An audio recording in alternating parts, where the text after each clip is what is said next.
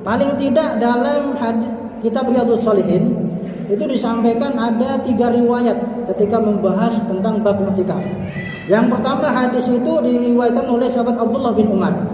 Yang kedua diriwayatkan oleh Sayyidah Aisyah istri Rasulullah SAW. Yang ketiga diriwayatkan oleh sahabat Abu Hurairah. Ini semuanya orang-orang penting, orang-orang kibarus sahabat, sahabat-sahabat yang mempunyai banyak riwayat hadis. Intinya dalam 3 hadis itu bahwasanya Rasulullah SAW ketika sudah masuk 10 terakhir bulan Ramadan, termasuk di malam-malam ganjil seperti sekarang ini 23, itu beliau melakukan ibadah i'tikaf. Kemudian juga bahkan disampaikan oleh Sayyidah Aisyah bahwasanya Rasulullah SAW ketika setiap tahun ketika masuk bulan Ramadan itu selalu i'tikaf sampai beliau wafat. Jadi i'tikaf di bulan Ramadan itu tidak pernah ditinggalkan Rasulullah SAW.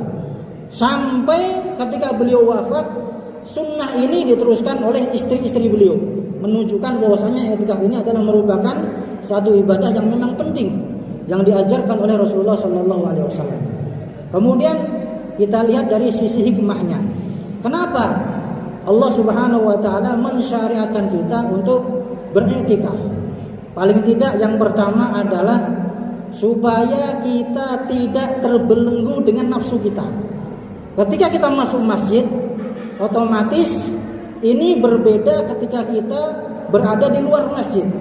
Misalnya saya contohkan ketika kita sholat berjamaah di masjid dengan mengerjakan sholat di rumah, itu sangat beda.